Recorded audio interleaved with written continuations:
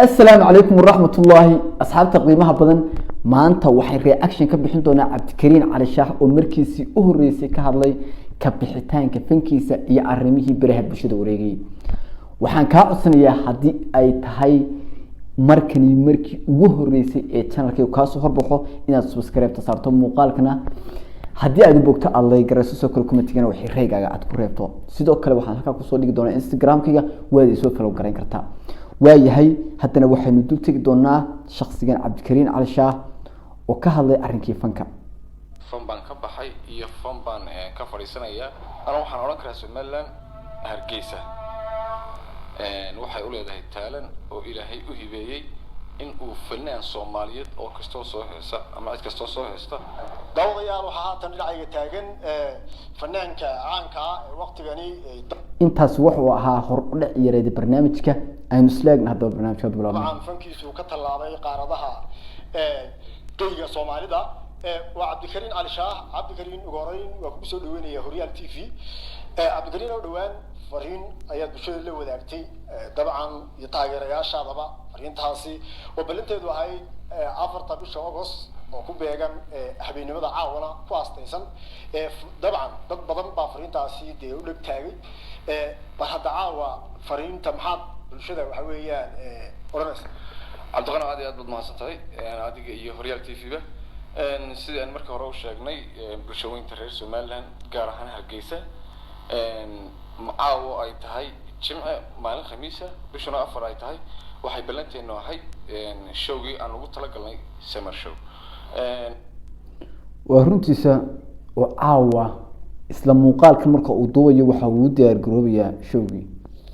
صانو مرينا يو هتدون قل إذا وحلقوا قبتي ماليه هوتيل كورتيسا عاوة وأفر تبيش استعداده وعاوة شن قريسو caawa waxay ahayd habeenkii showgiisa aan eegno markaas waa marka la leeyahay kana u dambay doona showga buu joogta u qabanaya xaga youtuberadu kala haayeen kadib waa uu ka bixi doona marka uu showgaas qabto marka bal shakhsiyan wuxuu ka yiraahdo aynu eegno sidoo kale youtuberadii lahaa arrinka ka hadlayay dib ma loo daawan doona fiidiyoyadooda sababtoo ah qof markaad maanta been ku aragto uma maleynaya maalin dambe fiidiyogiisa furayso balan eegna hadda wuxuu ka jawaabay dad waaweyn oo aqli leh oo wax kala garanaya ayaa waxay dhahaayeen uu ka baxayay balan eegna markaas wuxuu ka yiraahdo ama kama bax waxaas dhahaayeen ma uu ku raaci doona mise uu ka diidi doona aan isla eegno Cabdikariin sidii bay balanti tahay wax walba sidii bay u toosan yihiin insha Allah saacada yar oo baa ka haray waxaan leeyahay bulshooyinka reer Geesana oo inuu yimid dhow insha Allah طبعا ضد بدن waxay isweydiin karaan laakiin si wanaag muuqaalkan mar hore noqdaa bay ahayd hadda waan soo dhigi lahayn laakiin isla caawa bishow baa lagu jiraa markaan soo dhigayo muuqaalkan Cabdikariin Cali Shaah showyo badan buu qabtaa magaalada Hargeysa oo dabcan laakiin waliba yaan hadalka aan yar badiyay Cabdikariin Cali Shaah ma ahan loo cali karo oran karo xilli hore fiidiyoga waxaas sababtoo aan ninkan markay noqdo hanka fanka waa shanta fanaan ee Soomaali hogaaminaya tobanwankii waliba sanadka adiga hadda wali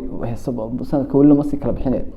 tobanwankii isaga dadkii ugu soo horeeyay kamid ahaa marka uma baahna bumbun iyo waxa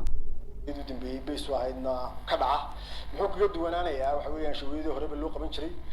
yaasi ku wehelinaya maxaa su'aalaha noocaas ah jawaabaysa horta waxa ugu wehelinaya Cabdikariin oo dhamaan fanaaniinta reer Geesa insha Allah kuwii hore aan qabtay inuu ka xamaasad bato oo ka qurux bato oo ka caawis wacnaado ayaan rajaynaynaa aniga iyo fanaaniinta reer Geesa barnaamij diyaar baan idinahay bulshooyinka reer Geesa Cabdikariin oo dhawaan qaybo kamid ah baraha bulshada waxa dabcan war sheegaya in Cabdikariin Cali Shaah sheegay inuu fankii ka bixi doono taxadirkan arintaasi maxaa si run ahayn yaan dala wadaagaysaa beenaale youtuberka beenaalaha iyo youtuberka runaalaha waxa sheegaysi waxa ka hadhay intaas oo Cabdikariin Cali Shaah afka furanayo gebiga dhan waxa sheegaysi intaas ka hadhay haday been tahay isaga bax meeshan ku isaga carab muuqaal dama soo duufinay awood been oo iska kaftamaya iska shaqaysta laakiin ragga beenta daaya hadii ay run noqotana waxa tahay nin wax badan si og horta su-aashan doonaya cabdiqano maasha allah inaad weydiiso oon ka jawaabno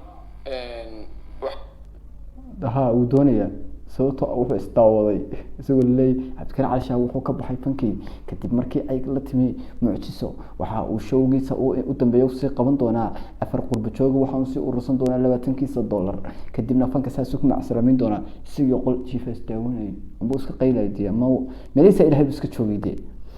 marka bal aan eegno wuxuu ka jawaabo horta meel aan anigu ka hadlay iyo meel aan soo dhigay fan baan ka baxay iyo fan baan ka fadhiisanayaa may jirin arrintaasna waxaan u arkayay been abuur waana been cad waxaan ka hadlay oo aan idhi fan baan ka baxayana ma jiro hadda ugu dambeyntii waxaan jeclahay inaan ku weydiiyo su'aal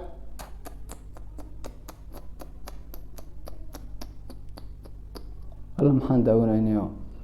wallahi youtuber waaweyn waxaan daawanayay fankii uu ka baxay waxaas kale le نعرف محبين تكفر صاحب يال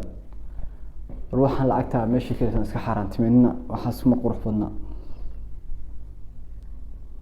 حاسم قروح فينا فهمتي سو كره dadka beenaalayaasha daawanaya misaal ahaan ka soo qaadan qofkan yahay qof walaalka Cabdikariin Cali Shaah tusaale yahay ama inuu adigu Cabdikariin Cali Shaah ka soo qaad bal dadka youtuberada si kaaga been sameeysan la ka waran ma sii mudan yihiin in la sii daawado samamna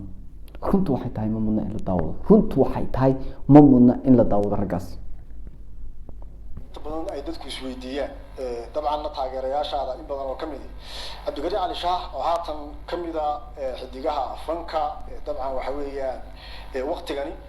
fankiisu haatan base waa magaalada Hargeysa balse fankiisu inta loo geeyay kama soo bilaamin Hargeysa waxa uu dabcan ka soo bilaabmay magaalada Burco iyo xarunta gobolka Togdheer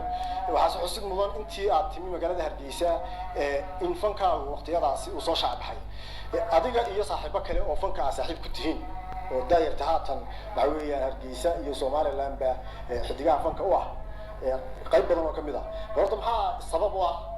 in magaalada Hargeysa fanaanku markuu yimaado fankiisu soo shacabxay horta aad iyo aad baan Cabdiqano wadan walba wuxuu taalan haybad u leeyahay ana waxaan oran karaa Somaliland Hargeysa waxay u leedahay taalan oo Ilaahay u hibeeyay in uu fanaan Soomaaliyeed oo kastoo soo heesa ama cid kastoo soo heesta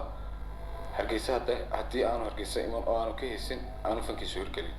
Ilaahay baan ugu mahadnaqayaa inuu caasimadeedii ka dhigay caasimadda taalan kale marka Hargeysa baa waxaan wadataa